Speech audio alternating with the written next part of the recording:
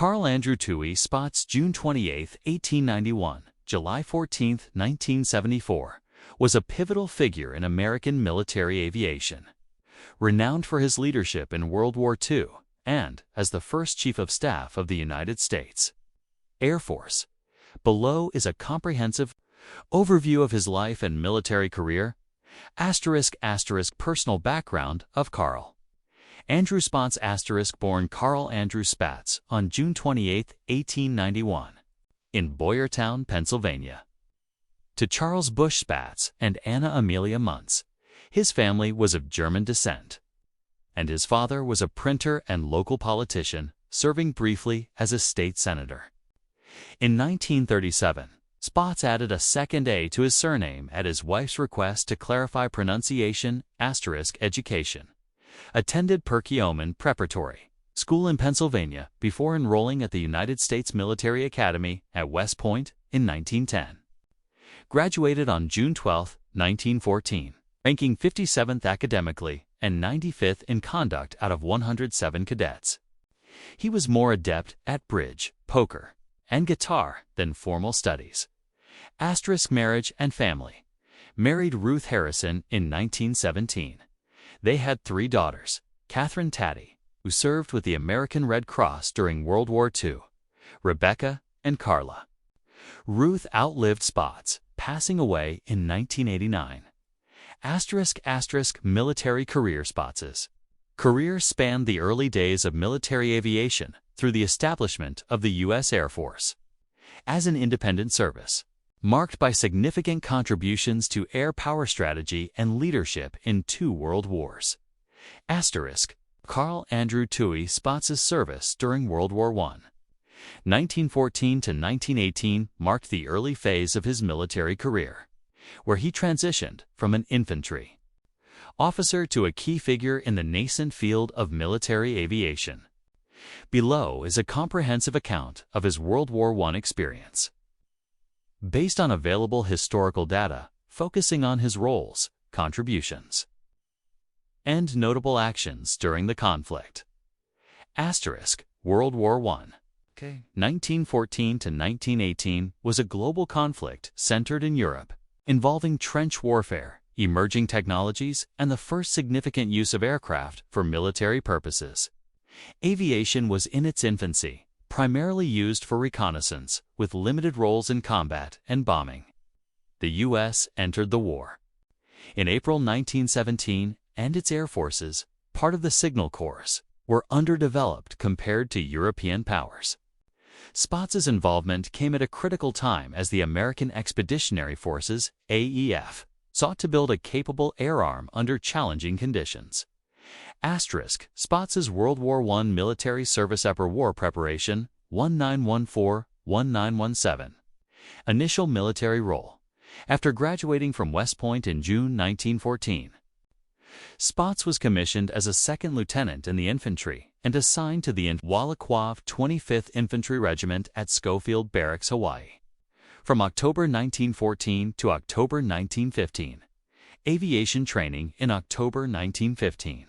Spaatz was detailed to the Signal Corps Aviation School in San Diego, California, where he trained as a pilot. He completed his training in May 1916, earning his junior military aviator rating. At the time, aviation training was hazardous, with an 18% mortality rate due to rudimentary aircraft and limited safety measures. 1916, before World War I service abroad. Spaatz was assigned to the 1st Aero Squadron under General John J. Pershing. During the Mexican Punitive Expedition, March 1916–February 1917 in Columbus, New Mexico, the squadron used early aircraft like the Curtiss JN-3 for reconnaissance to pursue Pancho Villa. This experience introduced Spaatz to operational aviation. Though the campaign highlighted the limitations of early aircraft, for example, mechanical failures and short range, he was promoted to first lieutenant on July 1, 1916. World War I service in Europe, 1917–1918. Deployment to France. In June 1917, after the U.S. declared war on Germany, Spaatz was sent to France with the AEF as part of the burgeoning American air effort. He was assigned as commander of the 31st Aero Squadron, a newly formed unit. Role at Issoudun Aviation School in late 1917. Spaatz was appointed officer in charge of the 3rd Aviation Instruction Center at Issoudun, France, a major training facility for American pilots. The AEF's air service was under pressure too. Trained thousands of pilots quickly, as the U.S. lacked a robust aviation infrastructure compared to Britain and France. Spaatz oversaw the training of pilots and ground crews, managing logistics, instruction, and aircraft maintenance under difficult conditions, including shortages of equipment and experienced instructors. He was promoted to temporary major on June 17, 1918. Reflecting his leadership role, the Issoudun School faced significant hurdles. Muddy airfields, unreliable aircraft, for example, Nieuport 28s, and a rushed training schedule to meet wartime demands. Spaatz's organizational skills were critical in scaling up the facility, which trained over 800 pilots by the war's end. However, he grew frustrated with his administrative and training duties. Longing for combat experience, eager to see action. Spaatz leveraged connections to fly combat missions with the British Royal Flying Corps later RAF unit during the St. Mihiel Offensive, September 12 to 16, 1918. A major AEF operation led by General Pershing to reduce a German salient. Flying a borrowed aircraft, likely a Sopwith Camel or similar, Spaatz engaged in aerial combat and shot down 3 German aircraft on September 26, 1918. These missions were unauthorized, as his primary role was training, not combat. His actions demonstrated courage, but also his willingness to bend rules to gain frontline experience. Distinguished Service Cross, for his extraordinary heroism in downing 3 enemy aircraft during the St. Mihiel Offensive. Spaatz was awarded the Distinguished Service Cross, one of the U.S. Army's highest honors. The citation praised his bravery in aerial combat, noting the significant risk he took as a non-combat assigned officer. Spaatz's leadership at Issoudun was pivotal in building the AEF's air capabilities. The school produced pilots who flew in key 1918 offensives such as St. Mihiel and Meuse-Argonne, contributing to Allied air superiority. His work helped lay the groundwork for the U.S. Army Air Service's growth. Despite initial limitations in aircraft and training infrastructure, post-armistice, November 1918 to 1919, returned to the U.S. after the armistice on November 11, 1918. Spaatz remained briefly in Europe before returning to the United States in 1919. He was assigned to airfields in California and Texas, continuing his aviation career in the post-war Army Air Service. Rank adjustments. The end of the war led to rank reductions for many temporary promotions. Spaatz reverted to captain in February 1920, but was promoted to major in July 1920, reflecting his growing stature in the air service. Notable aspects of Spaatz's WWII service adaptability. Spaatz transitioned from infantry to aviation during a period when military aviation was experimental and dangerous. His ability to master flying and lead training operations under resource constraints demonstrated versatility. Risk-taking. His unauthorized combat missions highlight a bold, action-oriented personality, willing to take risks to gain experience and contribute directly to the war effort. Foundation for future leadership. WWII exposed Spaatz to the challenges of building an air force, from training to combat operations. These lessons influenced his later roles in developing strategic air power during World War II and establishing the U.S. Air Force Awards and Recognition Distinguished Service Cross 1918. Awarded for his heroism in aerial combat during the St. Mihiel Offensive, recognizing his skill and bravery in shooting down 3 German aircraft.